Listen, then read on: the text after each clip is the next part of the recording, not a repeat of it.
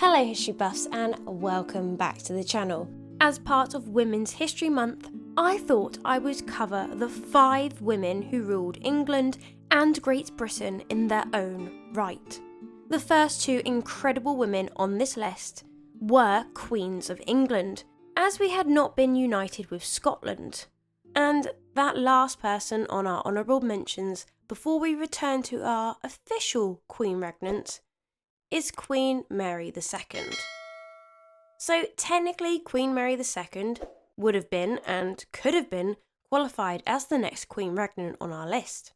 Her younger sister Anne certainly did. Mary, as the eldest daughter of King James II, had the claim to the throne. Unfortunately, what ruined it for her is that she decided to be a co-monarch with her husband William of Orange, who became King William III. No! God, please, no! No! Mary Stuart, born on the 30th of April 1662, ascended to the throne of England, Scotland and Ireland in 1689 alongside her husband William III of Orange, in what became known as the Glorious Revolution. Their joint reign as King and Queen Regnant marked a significant shift in British monarchy and governance. Mary's path to the throne was unconventional. As historian Wout Troost notes, Mary's acceptance of the crown at the expense of her father was a decision fraught with personal and political implications.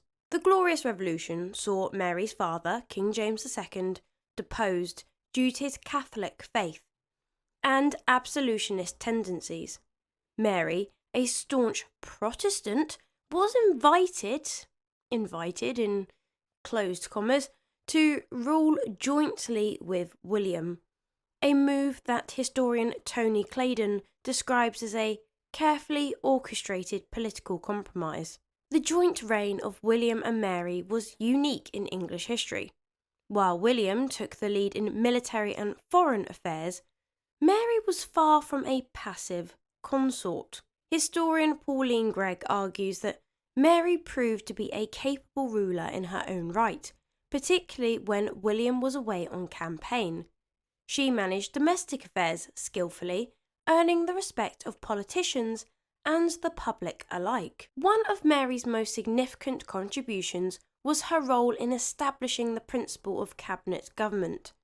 As historian Lisa Jardine points out, Mary's support for regular meetings between the monarch and leading ministers laid the groundwork for the modern cabinet system, although you could argue that that also doesn't work. This development was crucial in the evolution of British constitutional monarchy. Mary's reign also saw important cultural developments. She was a patron of the arts and architecture, overseeing the renovation of Hampton Court Palace. Historian James Anderson Wynne notes, Mary's aesthetic sensibilities left an indelible mark on the English Baroque style. Despite her accomplishments, Mary's reign was not without its challenges. The Jacobite threat from supporters of her deposed father was a constant concern. Additionally, her inability to produce an heir was a source of personal and political anxiety. Historian John van der Kist observes, the lack of children from the marriage of William and Mary had significant implications for the succession. Mary's reign came to an untimely end when she succumbed to smallpox on the 28th of December 1694 at the age of 32. Her death was widely mourned, with John Evelyn, a contemporary diarist, describing the public reaction. Never was so universal a mourning. All the Parliament men had public mourning. In conclusion, Mary II's joint reign with William III was a pivotal period in British history. Despite its brevity, it laid the foundations for many aspects of modern British governance and culture. Going back to our list of solo Queen Regnants, we have the first Queen Regnant of Great Britain, Mary II's younger sister, Queen Anne. Anne Stuart, born on the 6th of February 1665, was the last monarch of the Stuart dynasty and the first sovereign of Great Britain following the 1707 Acts of Union. Her reign from 1702 to 1714 was marked by significant political, military, and cultural developments, despite her personal struggles with health and tragedy. Often underestimated by earlier historians, Anne has been reassessed in modern scholarship as a capable and conscientious ruler who played a pivotal role in shaping Britain's future. Anne ascended the throne after the death of her brother-in-law, William III, in 1702. Her reign began during a time of political tension and international conflict. As historian David Green explains, Anne inherited a divided nation and a war-torn Europe, but managed to maintain stability through her modernisation and pragmatism. She favoured the Tories early in her reign due to their shared Anglican beliefs, but later shifted towards Whig ministers during the War of the Spanish Succession, demonstrating her adaptability in navigating party politics. One of Anne's most enduring legacies is her role in the creation of Great Britain through the Acts of Union in 1707. This legislation united England and Scotland into a single kingdom under one parliament. Yes, Scotland do have their own parliament, but ours supersedes theirs. The union was negotiated by commissioners representing both nations, but ultimately required Anne's approval in her dual capacity as Queen of both England and Scotland. According to legal scholars, the Acts of Union were not merely parliamentary decrees, but agreements signed by commissioners acting under Anne's authority. This achievement ensured political stability and economic integration between the two nations. Anne also presided over one of Britain's most significant military victories, the War of the Spanish Succession. Under her leadership, commanders like the Duke of Marlborough secured decisive victories, including the Battle of Blenheim in 1704. However, her close friendship with Sarah Churchill, Duchess of Marlborough, deteriorated due to political differences during this period. Despite these successes, Anne faced immense personal challenges. She endured poor health throughout her life and suffered at least 17 pregnancies without producing a surviving heir. This personal tragedy deeply affected her, but did not deter her from fulfilling her royal duties. Historian Lisa Jardine observes that Anne's stoicism in the face of repeated loss earned her public sympathy and reinforced her image as a devoted monarch. Anne's reign also saw cultural advancements, with writers like Jonathan Swift and Alexander Pope flourishing under her patronage. Architecturally, figures such as Sir John Vanbrugh contributed to iconic projects like Blenheim Palace. The Queen Anne style in furniture and architecture emerged as a hallmark of this era. Anne passed away on the 1st of August 1714, leaving no direct heirs. Under the Act of Settlement 1701, she was succeeded by King George I of the House of Hanover. Next on our list is our only Empress Regnant, and that was done purely to outdo her daughter. Yes, you guessed it, it is Little Miss Spiteful, Queen Victoria. Queen Victoria, born on the 24th of May 1819, ascended to the British throne in 1837 at the age of 18, marking the beginning of one of the most significant reigns in British history. Her 63-year rule, known as the Victorian era, was characterised by immense social, political, and technological change. Victoria's early years on the throne were shaped by her relationship with Prime Minister Lord Melbourne and her marriage to Prince Albert in 1840. As historian Leighton Strachey notes, Victoria was the last monarch of the House of Hanover. Her successor belonged to the House of Saxe-Coburg-Gotha.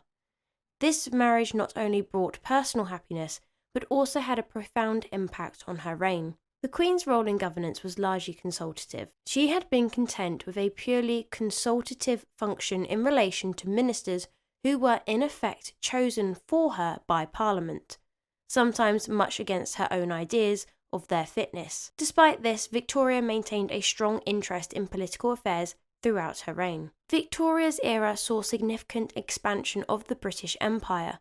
As the royal family's official website states, Queen Victoria is associated with Britain's great age of industrial expansion, economic progress, and especially empire. This period of growth solidified Britain's position as a global superpower. The Queen's personal life was marked by both joy and tragedy. The death of Prince Albert in 1861 plunged her into deep mourning, leading to a period of seclusion. However, as Juliet Baird notes in her biography, Victoria eventually emerged as a vibrant, powerful, and surprisingly modern queen who was ahead of her time in many ways. Victoria's later years saw her become a symbol of imperial might and stability. The Golden and Diamond Jubilees in 1887 and 1897 respectively were grand celebrations of her reign. Even in her final years, Victoria remained dedicated to her duties.